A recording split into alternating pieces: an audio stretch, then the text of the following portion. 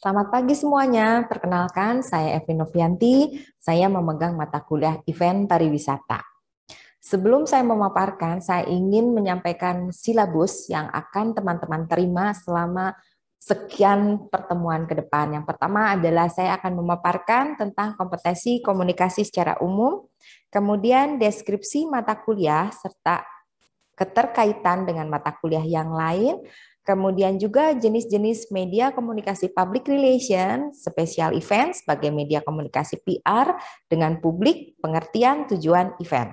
Kemudian jenis-jenis event sebagai media komunikasi pariwisata, di dalamnya akan melingkupi prinsip-prinsip pengelolaan event, kemudian juga kriteria program event yang efektif, serta membuat desain event.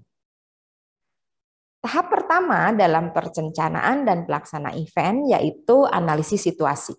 Kemudian juga tujuan acara atau program yang akan dikembangkan. Jangan lupa halayak sasaran serta rumusan strategi, jabaran, taktik, waktu, anggaran, dan evaluasi terhadap hasil. Ada beberapa praktikum yang harus dilakukan oleh teman-teman semua. Salah satunya adalah membuat proposal event, kemudian SDM penyelenggaraan event, kemudian administrasi eventnya siapa saja. Jangan lupa aspek legalitas event, pengembangan program event, anggaran event, sponsorship event, elemen-elemen kebutuhan event, peralatan dan teknik operasional, serta promosi dan event. Jangan lupa hal yang sangat penting adalah event timeline dan koordinasi pelaksanaan event. Post-event activity, di mana di dalamnya melingkupi evaluasi event yang telah dilaksanakan secara keseluruhan, serta penyusunan laporan pertanggungjawaban event. Nah, memasuki tugas kedua, yaitu merancang dan mempresentasikan konsep, di mana konsep event harus sesuai dengan tema yang telah ditentukan. Kemudian juga presentasi event, serta merancang konsep event dengan tema utama yang telah ditentukan berdasarkan konsensus. Rancangan konsep mencakup penjelasan terhadap aspek 5W dan 1H. Y-nya berisi tentang latar belakang serta tujuan diselenggarakan event tersebut, kemudian what, bentuk, nama, dan konten dari event yang bersangkutan, kemudian W-nya target sasarannya siapa, baik itu peserta yang datang atau pengunjung, kemudian instansi atau lembaga yang diundang yang menjadi partner, dan jangan lupa when dan where, yaitu waktu dan pelaksanaan event itu sendiri, serta how, estimasi pengeluaran pemasukan biaya.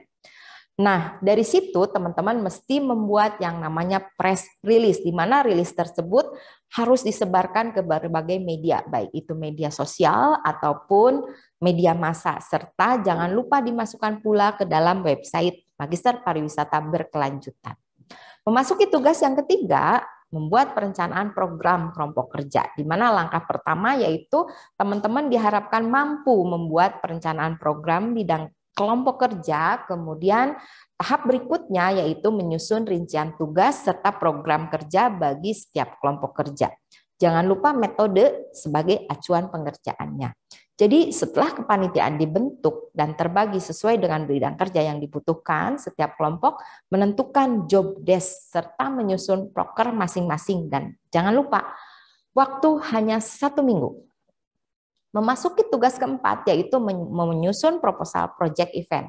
Acuan kerja yang pertama berarti di dalamnya memuat paket proposal. Proposal ini sendiri terdiri dari surat pengantar, isi proposal, lampiran isi, kemudian muatan, ketentuan, dan syarat umum dari sponsorship. Acuan kerja yang kedua ini berisi tentang proposal, ada nama event, ada latar belakang, ada tujuan event, ada penyelenggara event, khalayak sasaran event, agenda isi acara, anggaran biaya, susunan panitia, lembar pengesahan, dan penawaran sponsorship. Acuan kerja yang ketiga memuat deskripsi luaran tugas yang dihasilkan, di mana paket proposal event itu diselenggarakan. Memasuki tugas yang kelima yaitu menyusun rencana anggaran event dan mengelola anggaran biaya.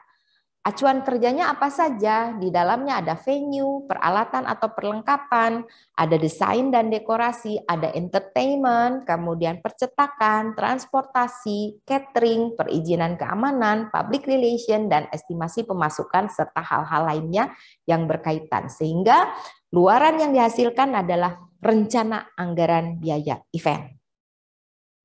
Kemudian dalam menyusun strategi promosi event, membuat media promosi event ini diterapkan pada event yang menjadi proyek dari kelas, di mana melingkupi media cetak. Media cetak sangat berperan penting di sini, karena semuanya harus terdokumentasikan. Kemudian radio.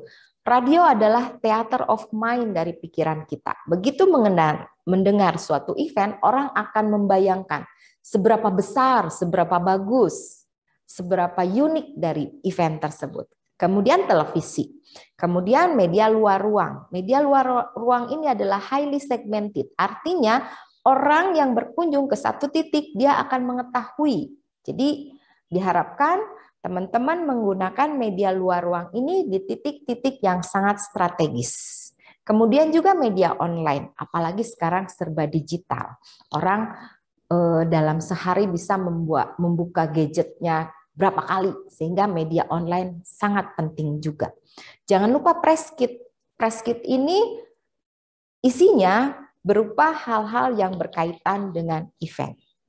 Nah, selamat mengerjakan event, sampai bertemu di pertemuan selanjutnya, dan jangan lupa terus perhatikan event-event yang terjadi, terutama di Kota Bandung ini. Sampai bertemu di pertemuan selanjutnya. Selamat siang.